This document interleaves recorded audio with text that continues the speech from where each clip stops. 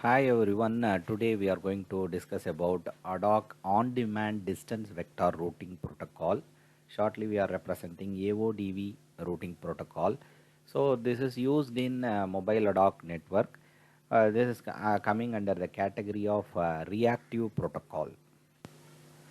Reactive routing protocol means on-demand routing protocol. That means whenever the requirement occurs, then only the path will be established between source node to destination node. So after establishment of path, the packet will be transferred from source node to destination node. So this protocol do not maintain the network topology information. So in this, we are not maintaining any routing table to transmit the information from one node to another node. So it will obtain the necessary path when it is required. So whenever the corresponding demand occurs, immediately it will establish a path between source node to destination node. So here another one point they are represented, does not exchange routing information periodically. Okay, in your proactive routing protocol, periodically the routing information will be shared by nearby nodes. So like that, we are not periodically sharing the information to adjacent node. The reactive protocols are also known as on-demand routing protocol. This protocols finds path to destination only when needed to transmit a packet. Different reactive routing protocols are Dynamic Source Routing Protocol DSR, Adhoc On-Demand Distance Vector Routing Protocol AODV, Location Aid Routing LAR, Associative Based Routing ABR, Signal Stability Based Adaptive Routing Protocol SSA. These are all the 5 different reactive routing protocols available in MANET. Advantages and shortcomings of reactive routing protocol: low overhead since routes are determined on demand. So overhead is very less compared to proactive routing protocols. Low storage requirement, only needed routes are in cache. So as per on-demand routing protocol, so a number of routing information available in the node is very less compared to proactive routing protocol. The proactive routing protocol having the list of different nodes, the corresponding path is available in the table. So these are all the two advantages of the reactive routing protocol. Disadvantages: high delay of routing setup process. So routes are established on demand. So whenever the path is required, then only the path established. That's why the high delay in the routing process or route setup process. So employee flooding process. The second disadvantage is employee flooding process. To identify the destination node, we are flooding the request information towards the entire network and getting back the corresponding acknowledgement from the respective destination node. Then only we are able to establish a path between source node to destination node. In this video, we are going to discuss about AODV algorithm. Before discussing AODV algorithm, we should know what is the disadvantages of dynamic source routing protocol. In this dynamic source routing protocol, each and every packet consists of path information and also data. So this data will be transmitted from one node to another node by using this path information. In the DSR, Dynamic Source Routing Protocol, whenever the network size grows, the length of the path also increase. If length of the path increases, the path information also increasing. In that particular situation, the overhead size will increase. So now you can see the data is very less, but the path information is very high. So in this particular situation, the bandwidth efficiency will reduce when we are going to use dynamic source routing protocol for the large network. So this particular disadvantage is eliminated by using AODV protocol. Difference between AODV and DSR. As we discussed in the earlier slide, in DSR a data packet carries the complete path between transmitter and receiver. AODV attempts to improve on DSR by maintaining routing table at the nodes so that data packet does not have to contain route. So the entire route information not available in each and every node. The each and every node maintaining only the nearby nodes path only. So the AODV retains the desirable feature of DSR that routes are maintained only between the nodes which need to communicate.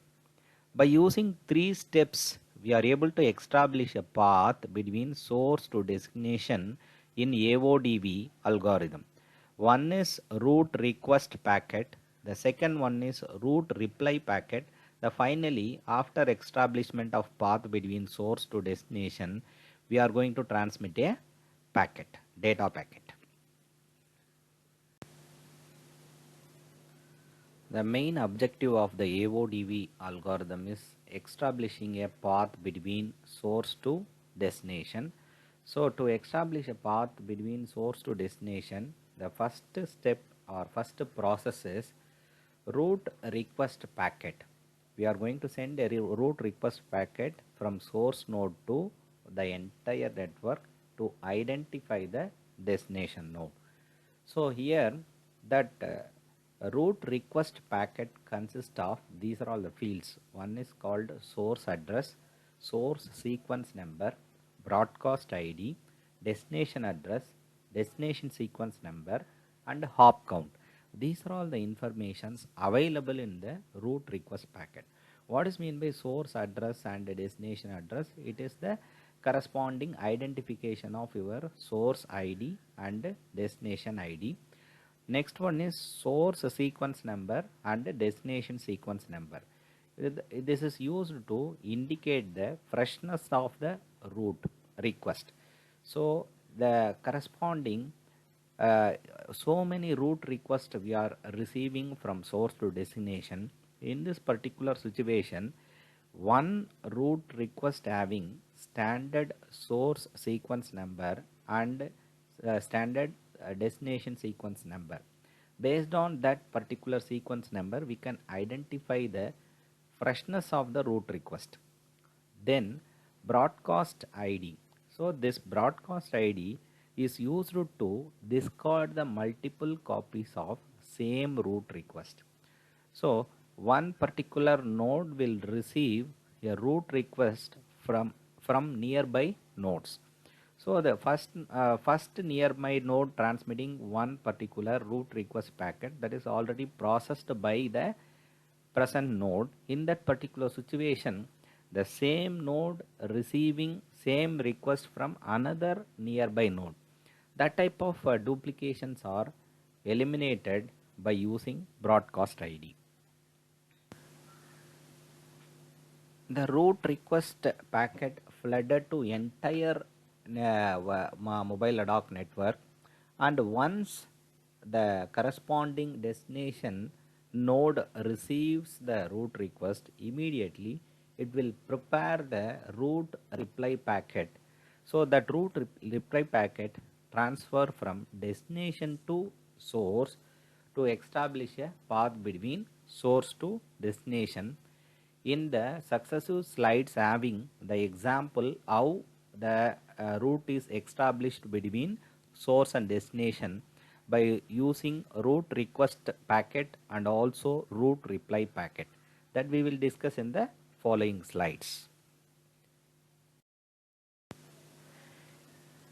In AODV algorithm, the first step of establishing a path between source node to destination node. Now as per this particular example, a node wants to transmit information or packets to D node.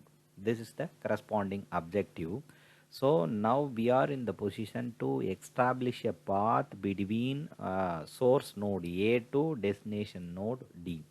In this particular situation, A node will generate a root request packet.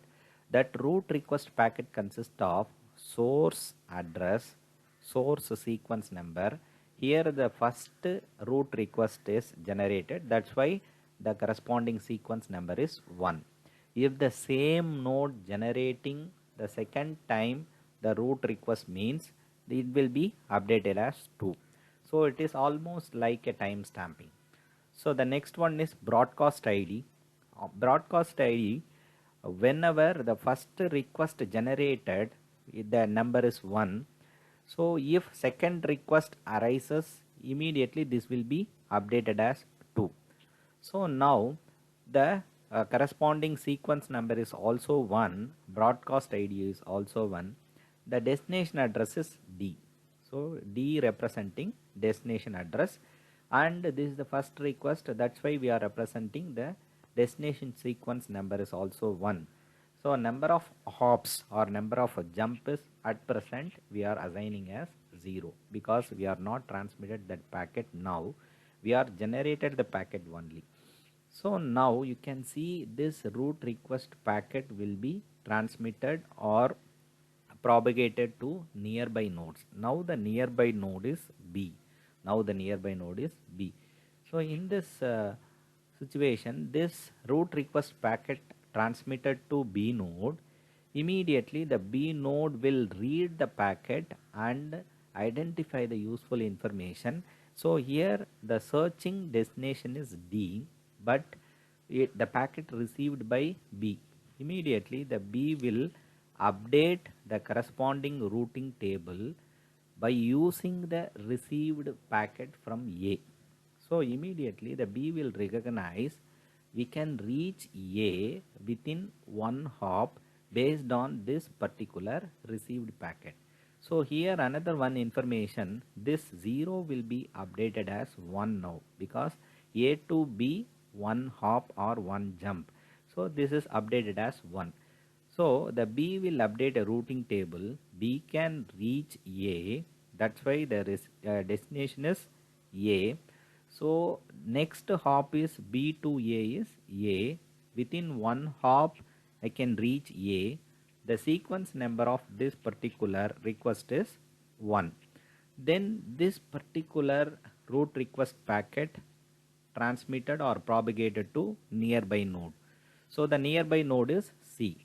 Now the root request packet received by C, the C will read the packet and identifies this packet requesting route for D. So this is not D. Then still the C will update the table based on the received information. Now this 1 will be updated as 2 hops.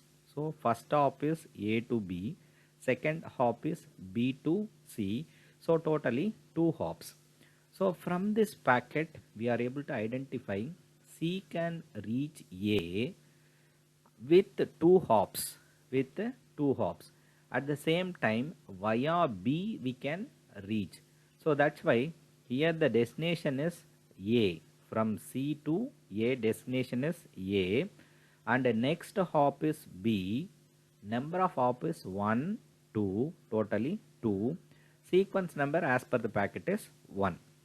Now this updated root request packet is transferred to nearby node. So the nearby node, next node is D. The D will read the packet and recognize the searching node is D.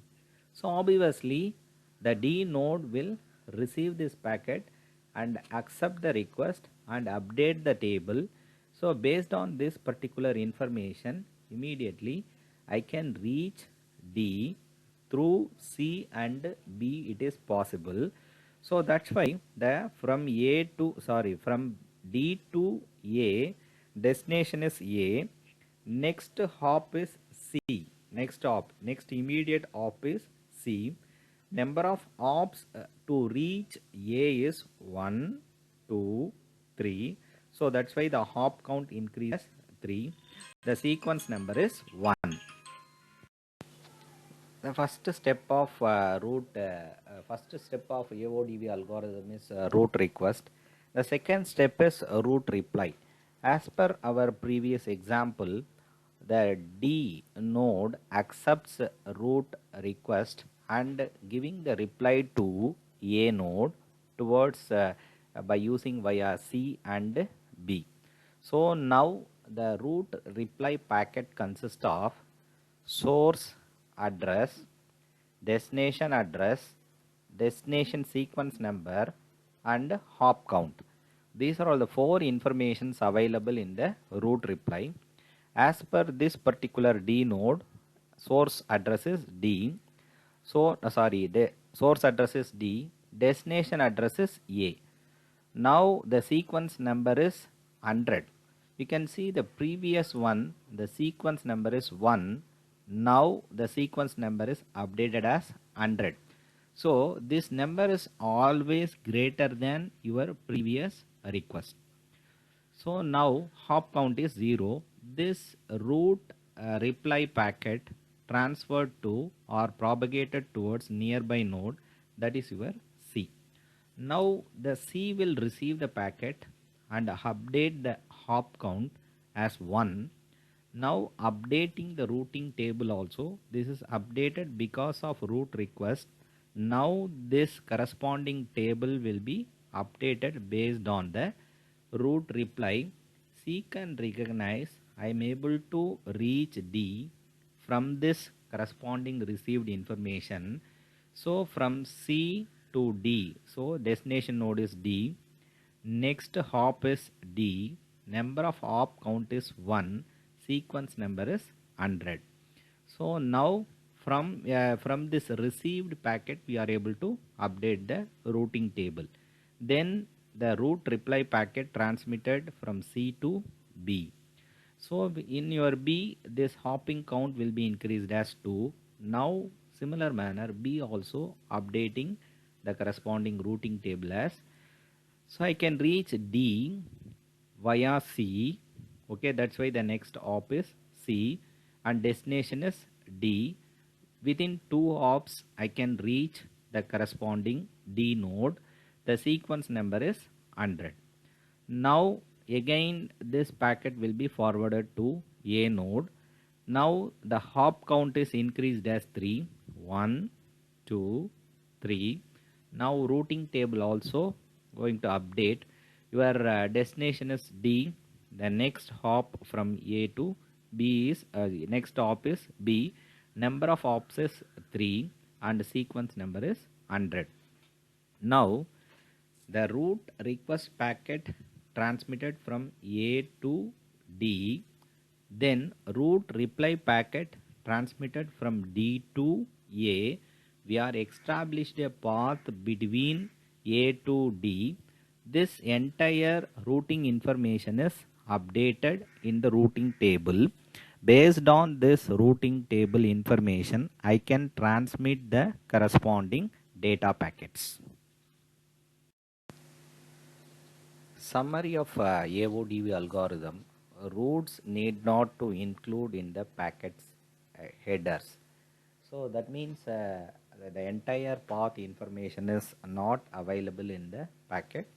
During the route request and the route reply only we are establishing a path. After establishment of path, we are going to transmit only the data. We are not transmitting any address. So the second point is node maintain routing table containing entries only for routes that are in active use. At present, nodes usage information or routing information only available in that cache memory. Okay, the remaining nodes routing informations not available in the routing table. At most one next hop per destination maintained at each node. So in the AODV algorithm, each and every node maintaining the routing for nearby nodes only, not the entire path between source to destination. Sequence number are used to avoid old or broken nodes. The next one is sequence number prevent formation of routing loops. So loop formation in the routing avoided by using sequence number. Finally, unused routes expiry even if topology does not changes. Topology changes not happen also if you are not using the route automatically.